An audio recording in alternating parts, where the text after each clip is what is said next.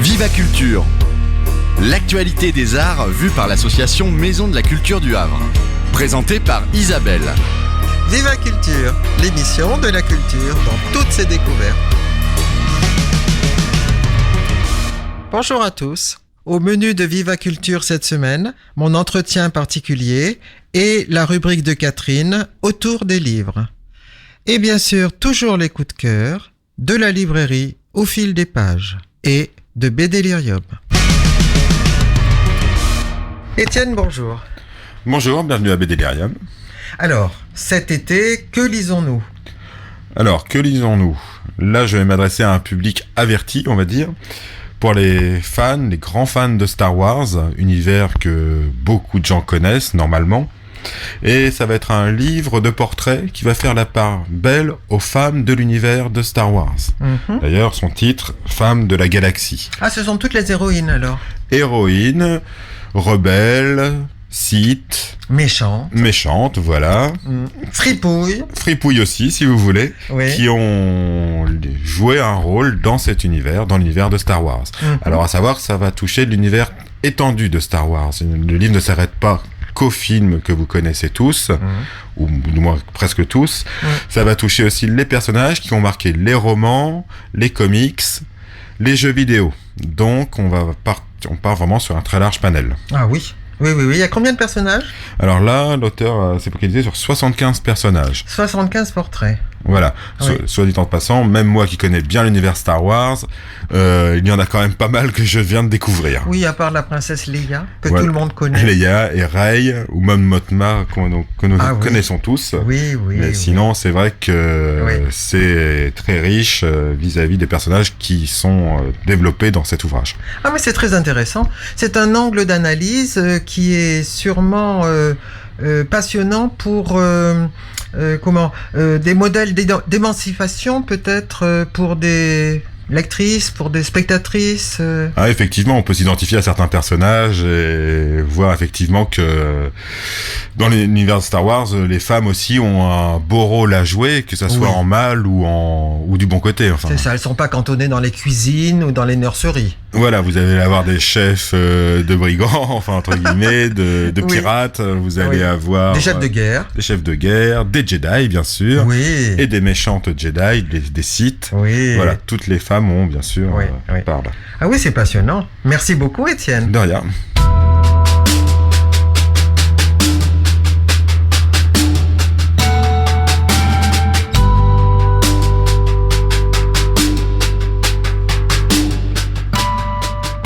Bonjour. Encore un retour, enfin un presque retour sur Polar à la plage. À propos de Patrick Péchereau, celui de Tranche-Caille, L'homme à la carabine, Evil, des romans noirs plus ou moins historiques que nous avons aimés. Mais en même temps un autre qui est le même, celui qui écrit des chansons pour les compiles du festival, celui qui a participé au recueil Hommage à Art Pepper, No Limit, enfin celui qui a écrit Lettre à B, pour les éditions du Petit Écart. Une jolie plaquette. Publication après Pascal Dessin, un autre auteur de noir venu au Polar à la plage, spécialiste d'écologie, après Marin Ledin et Jean Rouault. Pour vous donner une idée de cette maison d'édition, je vous lis la dernière page. L'idée de ce livre est née sur le balcon de la maison d'édition en mai 2017. La vie, c'est simple comme un coup de fil. En juin, c'est à Limoges, sous la lune et autour d'une bière, que l'auteur a trinqué à sa réalisation. En novembre, c'est l'illustrateur qui fut approché. Et c'est en février 2018 que le manuscrit fut posté et que le mail art de Michel s'en mêla. Nous voilà au mois de mai, le pinson picore sur le balcon, et c'est à Prévert que je pense, et à vous, lecteurs. Lettre à B commence avec « Rappelle-toi Barbara », continue dans Brest et sa destruction, dans les films de Jean Gréville, dans Prévert et Macorlan, fait un détour par San Francisco, tout un monde en quelques pages. Voilà un extrait de ce voyage, de ce glissement entre écrivains qui crée des familles d'élection, celle à laquelle appartient Patrick Péchereau et qui le définit. En quittant la mairie, j'ai rejoint la rue de Siam. Je me suis arrêté à l'emplacement de l'ancienne librairie de la Cité. Son fondateur, Pierre Lebris, l'avait installée dans les baraques en planches de la Reconstruction. Devenu un havre littéraire du Brest nouveau, elle accueillit bien des écrivains qui savent ce qu'ils doivent aux libraires. Roger Vercel, l'auteur de Remorque, justement, y fit halte, en voisin. Jacques Kerouac, à la recherche de ses ancêtres bretons, en fit l'objet d'un voyage et se découvrit un cousinage avec le maître des lieux. Kerouac avait-il lu Prévert ? C'est un de ses compagnons de la Beat Generation, Laurence Ferlinghetti, qui traduisit Paroles, où tu figures, Barbara. À l'intérieur de sa librairie, City Lights, à San Francisco, l'édition américaine montre Jacques en compagnie d'un enfant devant la grille d'une cage par où passe la trompe d'un éléphant. Éléphant, tu es plus beau qu'un nuage. Le nuage pleut quand il crève, mais toi tu te fous des marchands de parapluies, écrivait Jacques. Il avait tout pour plaire à la joyeuse bande des clochards célestes. De l'autre côté de l'Atlantique, Allen Ginsberg, pilier de la City Lights de Ferlinghetti, ne voyait-il pas un éléphant dans les salles de méditation ? Le monde est une orange, Barbara. J'ai sous les yeux la photo de Ferlinghetti, rigolard à sa fenêtre, coiffé de son célèbre chapeau melon. Elle figure dans San Francisco Poets, Politics and Divas, un livre d'Ira Novinsky, que m'avait envoyé un lecteur des États-Unis. Assurément le seul. Français d'origine, bourlingueur de vocation, il signait ses courriers « Le vieil anard de Sonoma County ». Écoutons maintenant, par chant de couleur, la chanson de Patrick Péchereau dans la compile 2019. Au revoir.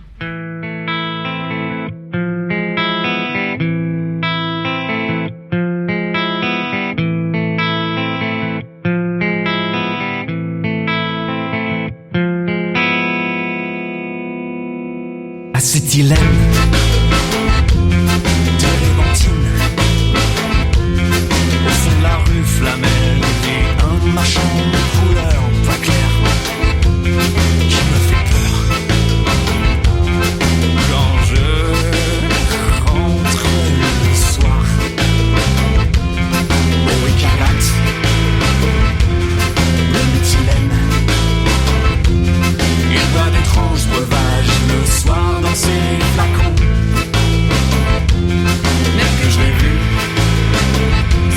se changer en d'autres cordeliers.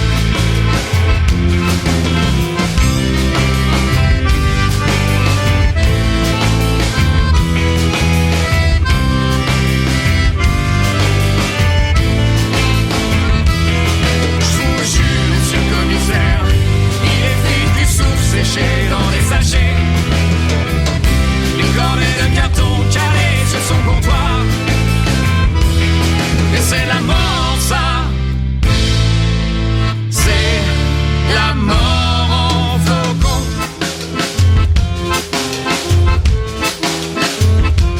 Cet homme-là est un sorcier. Il bricole des golems, En pâte à modeler, des petits hommes mauvais. caché dans ses armoires, qu'il retient prisonnier. Il tend des pièges aux bêtes, Des potences à sourire, des essences à blaireaux, pour les taupes, des tapettes. des buvards à mouches et des miroirs aux alouettes.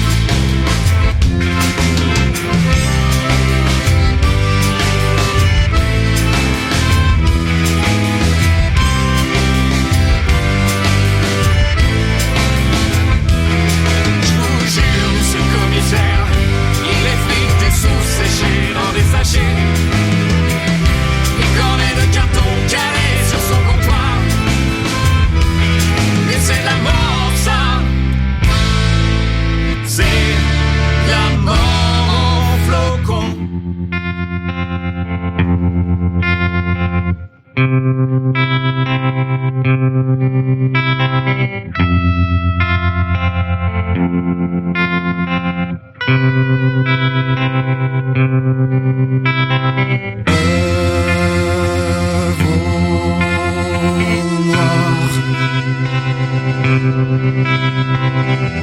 White Spirit, ammoniac sulfurique.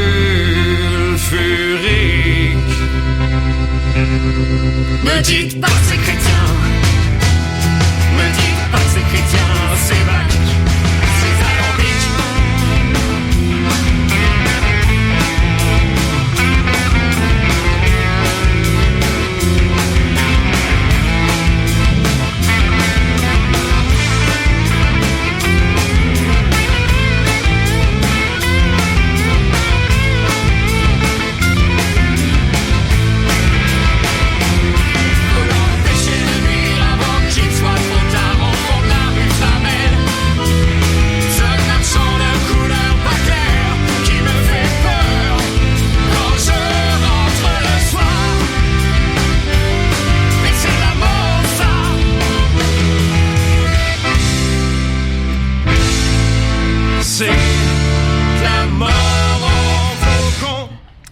Yann Le Haranger, bonjour. Bonjour. Alors, vous êtes sculpteur. Oui. Vous êtes né au Havre. Oui.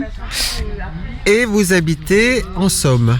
Voilà, à Gamages dans le 80, juste à la limite en fait de la Normandie et de la Picardie. Voilà. Alors, sculpteur, c'est un métier en fait qui nous dit plein de choses, mais vous particulièrement, quelle est la matière peut-être que vous travaillez? Comment travaillez-vous? Alors ça a été en plusieurs étapes, hein. Il a fallu, c'est une recherche en fait de la matière avec laquelle on se sent, avec lequel on est le plus sensible. Donc j'ai commencé par le modelage de terre et comme je travaille des personnages très fins, je suis rapidement allé vers le bronze et je n'ai plus quitté depuis à peu près 20 ans cette forme d'expression pour ma sculpture. Alors j'aime bien aussi travailler le bois pour faire des pièces un peu plus importantes ou aussi modeler du ciment aussi. Du ciment? Voilà, oui. Pour faire des pièces bien assez monumentales, on va dire. Et les pièces en bronze sont de quelle taille? C'est des tailles moyennes pour l'instant et c'est du modelage en cire directe pour la fonderie cire perdue. Donc un modèle travaillé en cire directe et ensuite le travail de fonderie, plâtre réfractaire et coulé du bronze et ciselage, enfin tout le procédé habituel de fonderie. Et je crois que ce qui vous intéresse, ce sont les personnages en mouvement. Voilà, oui, c'est une vision de chemin en fait humain. Donc c'est beaucoup de personnages en fait qui sont à se mouvoir dans l'espace en essayant d'appréhender toute cette pesanteur en fait et d'essayer d'être le plus léger par rapport à cette pesanteur qui peuvent peser ou pas. Oui. Échapper à la gravité? Oui, je pense qu'il y a beaucoup de monde qui essaye d'échapper à cette gravité. On essaye d'être... Alors il y a les grands sportifs, ou les aventuriers de l'extrême. Les danseurs. Oui, c'est juste. On part vers Mars, on essaye de partir vers Mars ou la Lune. Donc c'est juste. On s'échappe, on explore d'autres... Oui. Voilà, où on crée en s'échappant différemment. Voilà. Est-ce qu'il y a aussi peut-être une valeur symbolique ou... Sûrement. Après, je me laisse guider un petit peu. J'essaye de plonger au plus profond de moi. Et puis, il y a des choses qui ressortent sûrement inconsciemment. Et puis, ça donne des pièces qui sont parfois étonnantes ou pas. Parce que je crois que vous avez des pièces, effectivement, qui s'élèvent, mais des pièces aussi qui ploient sous je ne sais quel... Oui, voilà, il y a quel poids de la vie ou je sais quoi. J'aime bien travailler le cube aussi. Donc mes personnages sont souvent à portée des cubes. Donc ils sont un peu maintenus au sol. Et voilà, tout le monde n'a pas de très longues jambes à s'élever vers les cimes. Et au contraire, il y en a d'autres qui aimeraient bien, mais qui sont un peu plantés. Et voilà, donc il faut aussi... c'est un regard en fait. Voilà. Oui, une sorte de présentation de la condition humaine dans le fond. Une tragicomédie, on va dire. C'est ça, oui. Alors comment vous en êtes venu à la sculpture? J'ai toujours dessiné déjà, fait toujours... une fois que j'ai essayé différents matériaux et la troisième dimension m'avait toujours un petit peu interpellé et j'avais vu ma grand-mère qui faisait de la sculpture, du modelage. Entendu. Et quand j'ai commencé, je suis parti, j'ai pu arrêter. Est-ce que vous avez pu le faire avec elle? Non. Elle m'a vu dessiner, mais Oui. C'est venu après. Ouais, voilà, c'est quand moi j'ai fini mes études, en fait, je suis allé vers le modelage. Je savais que j'allais le faire, mais il fallait. C'était pas le moment. Et puis là, une fois que c'est parti. Donc, quelles études vous avez faites ? Alors moi, j'ai fait des études techniques de machines et d'usinage, on va dire. Je travaille aussi dans le prototypage de flacons de parfum, donc en 3D aussi. Donc ça a apporté un plus technique en fait pour tout ce qui est moulage, technique de fonderie, etc. Technique et esthétique. Et esthétique, oui, parce que mes personnages sont très fluides et il y a un petit côté, on est un flacon de sang. Oui. Donc, voilà. D'accord. Et ça pourrait être interprété comme ça. Oui. Alors ils sont très longilignes alors qu'un flacon doit être un petit peu... avoir un peu de corps. Il doit avoir un certain contenant. Voilà, mais c'est un peu l'esprit, je pense. Vous m'avez parlé de maquettes aussi ? Oui, alors les maquettes, ou prototypage en fait. Voilà. C'est un exemplaire pour les séries futures d'objets qui seront réalisés dans l'industrie ensuite. Donc on travaille avec des designers. Voilà. Ah oui, c'est-à-dire que vous vous définiriez comme un artisan ou un artiste, ou les deux ? Je pense que les deux. Les deux ? Oui. C'est ça. On est petite main pour des designers. Et j'ai une autre phase qui est très personnelle. Voilà. Le maquettiste doit réaliser à la lettre ce qu'on lui a commandé. Et en tant qu'artiste, on fait ce que l'on a envie. Bien sûr. Et avec le designer, il y a une sorte de duo qui se crée. Comment ça se passe ? Il y a une liberté ou pas ? Il y a une discussion ? Il y a quoi ? Très peu quand même. Ça dépend. Il y a eu des années où c'était des sculpteurs qui nous ont... je vois pour Guerlain, c'était Robert Granet avec qui on travaillait, qui était sculpteur de grand renom. Mais c'était des échanges téléphoniques et on allait le voir à Paris régulièrement. Mais c'était très intéressant d'avoir sa façon de créer ces modèles. Maintenant, ça a quand même beaucoup changé. C'est beaucoup fait par informatique. Carrément ? Oui. C'est les logiciels de 3D font... donc tout est pratiquement abouti. On veut valider en fait un concept ou un volume en 3D en sortie de machine avec les nouvelles machines d'imprimante 3D, etc. Alors il y a toujours de la finition, il y a toujours de la recherche couleur, de la colorimétrie, on fait beaucoup de peinture, etc. En ce qui concerne le prototypage. Il y a encore beaucoup de travail, mais voilà, il y a eu une révolution aussi dans ce métier-là. Et qu'est-ce que vous en dites ? Est-ce qu'il n'y a pas une... Enfin, je parle en néophyte, bien sûr, complètement. Est-ce qu'il n'y a pas une sorte de perte de créativité, de liberté, je sais pas moi, d'invention ? Les nouvelles machines ont permis aussi des nouvelles choses, voilà. Donc, comme pour la fonderie, c'est très vieux comme la cire perdue, c'est du moins 3000, ça a évolué. Il y a les méthodes ancestrales et les nouvelles méthodes aussi de fonderie qui font que la technique a permis de faire des choses de plus en plus différentes et on peut faire d'autres choses. Après,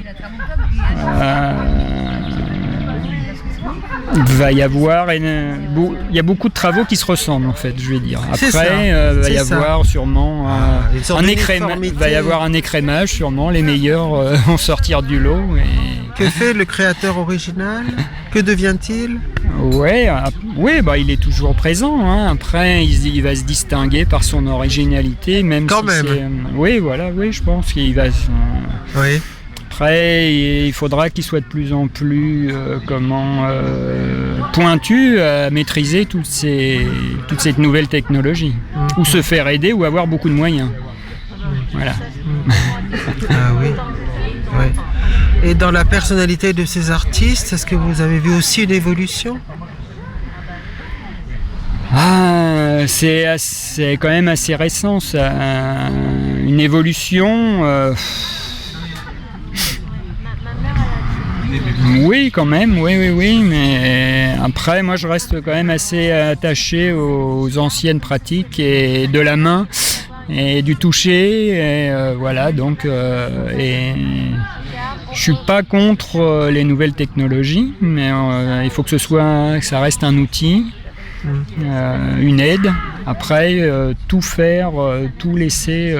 Concevoir, c'est peut-être ça, moi, qui m'interroge. Oui. Dans la conception, oui, ça peut. Ça ouvre de larges possibilités. Ah, ça ouvre ? Ça peut ouvrir, oui. Ça peut ouvrir. Personnellement, pour moi, ça n'a pas besoin, parce que j'ai beaucoup de croquis, j'ai beaucoup qui qui sont en stand-by, on va dire. Non, c'est pour les plus jeunes, peut-être que c'est une nouvelle façon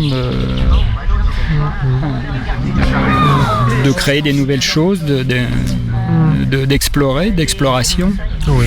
On va donc pas parler d'appauvrissement. Non, il faut laisser on verra. Oui, d'accord. Je pense qu'il y a plein de... en matière d'art, il y a tellement eu d'écoles différentes, ça en fait une de plus, voilà, et puis chacun va travailler dans son coin. Il y aura sûrement il y aura peut-être une perte un de ces jours, et puis d'autres, il y a des modes en fait, voilà. Ah oui, il y a ça aussi. Voilà, oui, donc, c'est vrai. Oui.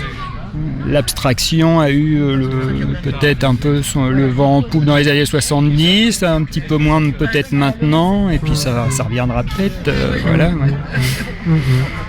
Voilà, il faut laisser. Oui, voilà. Alors, en tant que créateur, vous n'avez pas du tout ce problème-là. Vous êtes beaucoup plus libre. Ouais. Oui, je pense que oui.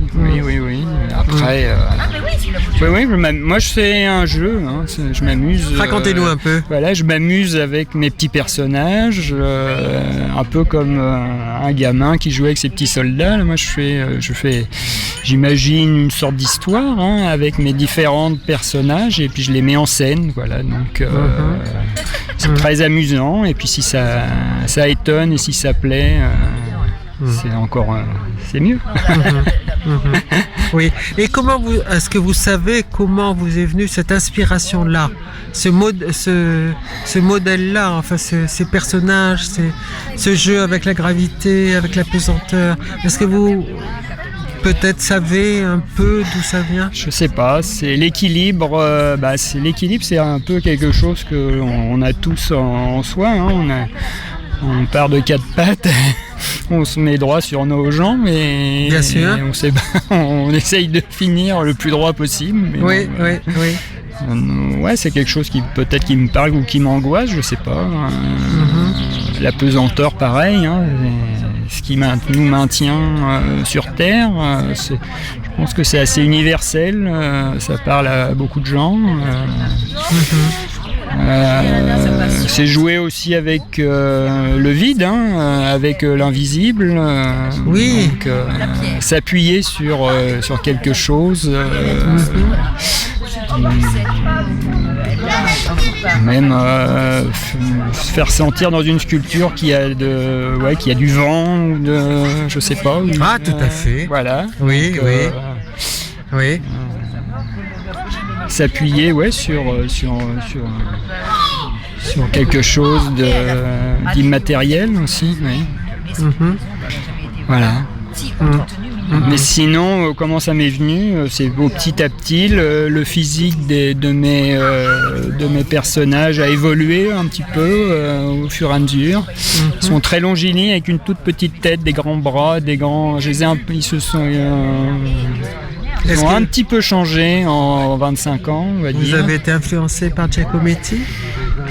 Peut-être pas vraiment, mais il y a des influences sûrement. Pour représenter un personnage, on peut le faire large, on peut le faire grand, petit. Il n'y a pas énormément de Tu peux nous mettre la musique, on va voir les. J'ai une tante, quand j'étais jeune, d'ailleurs ici, elle m'a appelé, Yann, on le voit de loin, il a une petite tête sur un grand corps, donc je crois que je l'ai. Voilà, vous étiez tout jeune. Ouais, voilà, donc je crois que c'est le personnage, c'est un peu des petites têtes sur des grands corps. Voilà. Mais en fait, c'est pas la tête qui vous intéresse. Non, voilà, je sais pas. Oui, c'est qu'est-ce qui m'intéresse c'est ce qu'ils ont à l'intérieur, ce qu'ils ont dans le ventre et comment ils vont se débrouiller dans mon univers. Quoi. Ah oui. Est-ce qu'il y a des personnages dont vous craignez un peu l'accablement ou au contraire la légèreté trop folle? Ouais, non, j'ai une petite tendresse pour tous déjà, et puis voilà. C'est leur vie. Voilà. Après, c'est le regard du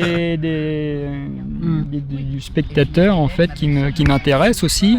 Oui. Et comme je ne mets pas de titre, j'aime bien entendre les histoires que les enfants vont. Souvent, je demande qu'est-ce qui s'est passé avant cette scène-là, qu'est-ce qui va se passer après. Et c'est intéressant d'avoir d'autres visions de l'extérieur en fait. Et c'est complètement différent de personnes un peu plus âgées. Chacun a sa façon et peut-être y met un peu de sa vie aussi. Donc, bien sûr. Ouais. C'est ce qui m'amuse en fait, c'est aussi un jeu. Oui. Voilà. Vous avez donc une galerie dans laquelle vous exposez vos œuvres? Oui, quelques endroits. Alors c'est souvent dans le nord de la France ou sur la côte de Picarde, on va dire. Il y a quelques des petites galeries, soit éphémères, soit ou des lieux d'exposition municipale. Donc voilà. À Ville-d'Eu ou Mers-les-Bains.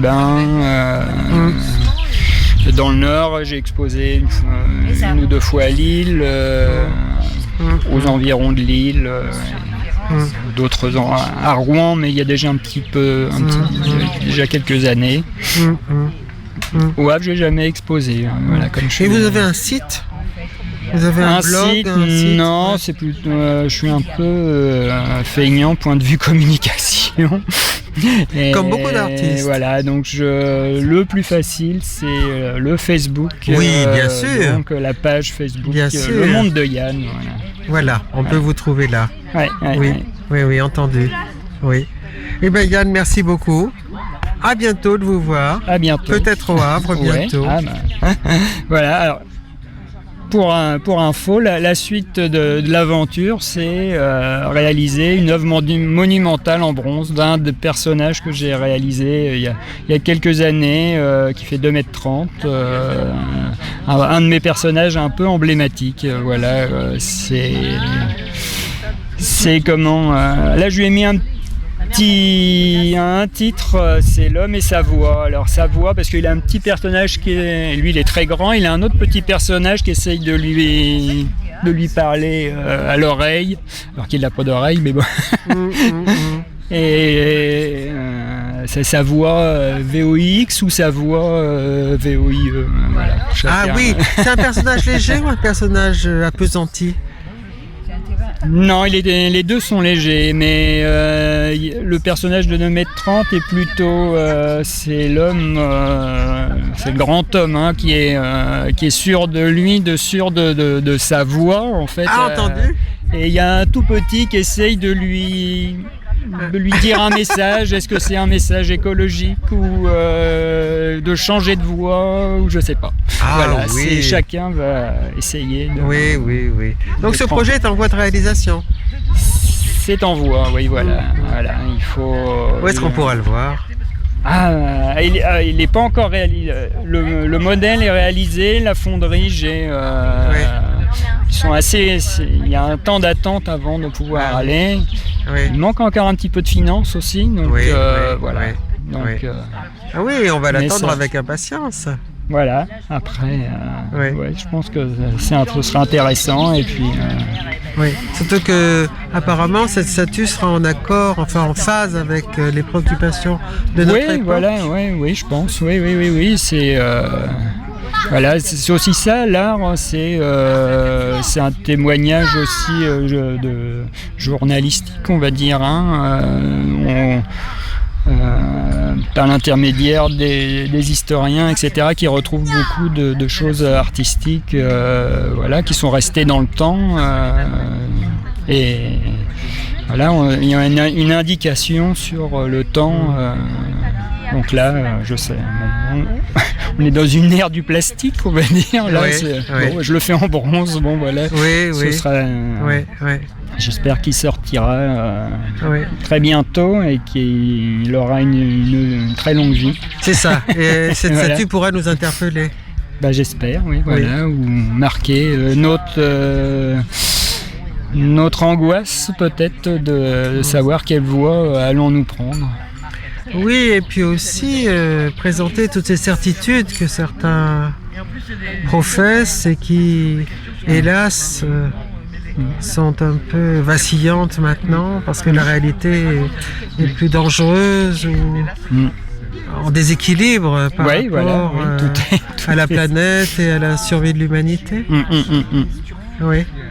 Oui, tout à fait. Oui. C'est une préoccupation qui monte de plus en plus et qu'il faut sûrement prendre en compte de plus en plus et communiquer sur ces sujets-là.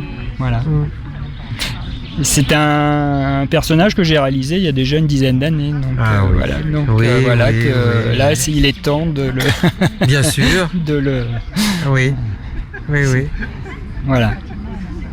Eh bien, merci beaucoup, Yann. J'espère à bientôt. Que ça rendra bien votre petit reportage. Voilà. Oui, sûrement. Je vous remercie bien. Merci à vous, Yann, de nous avoir expliqué tout ça. Merci.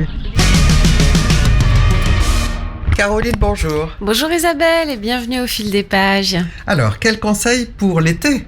Alors pour l'été, on vous propose plein de lectures qui nous plongent en plein dans les États-Unis avec ce qu'on appelle en librairie une opération Galmester pour retrouver tous les totems de Galmester, qui est cette maison d'édition qui est spécialisée, qui n'édite que de la littérature américaine. Et donc c'est à la fois du natural writing, donc on part dans les grands espaces, des histoires aussi de famille, des histoires sur fond de ces petites villes États-Unis et avec un point de vue parfois un peu politique. Donc on va retrouver des David Vann qui sont bien connus, Pete Fromm, Tim Robbins, mais également Wallace Stegner qui est vraiment un auteur très agréable à lire pour les vacances, ou le Trevanian avec Shibumi, et découvrir les autres textes que ces auteurs ont pu faire publier. Voilà. Donc ça va être pendant tout l'été, avec 2 Galmester achetés, un tote bag offert, les tote bag Galmester. Donc vous pourrez vous promener sur les plages ou au Havre avec votre tote bag Galmester. Un coup de cœur particulier dans cette édition ? Oui, moi j'en ai pas mal. Il y a Jim Lynch que j'aime beaucoup. Tout se passe toujours au bord de l'eau, avec des histoires de marée, de voiles, et puis Pete Fromm qui avec notamment là celui qui vient d'être sorti en Galmester, Mon désir le plus ardent. Je crois que je vous en avais déjà parlé. C'est une magnifique histoire d'amour, de courage, face à la maladie, face à la difficulté. Et moi j'en ai pleuré de ce livre, vraiment pleuré. Voilà. Et on retrouve aussi plein d'histoires, des westerns. Voilà, c'est varié, il y en a pour tous les goûts, du policier, du polar, du roman noir, de belles histoires d'amour. Vive la littérature américaine. Chez Galmester. Voilà, merci Caroline. Merci Isabelle. Viva Culture, c'est terminé pour aujourd'hui. Merci à tous de nous avoir suivis. Bonne semaine. Rendez-vous dimanche prochain à la même heure. Et merci à Mathieu pour la réalisation.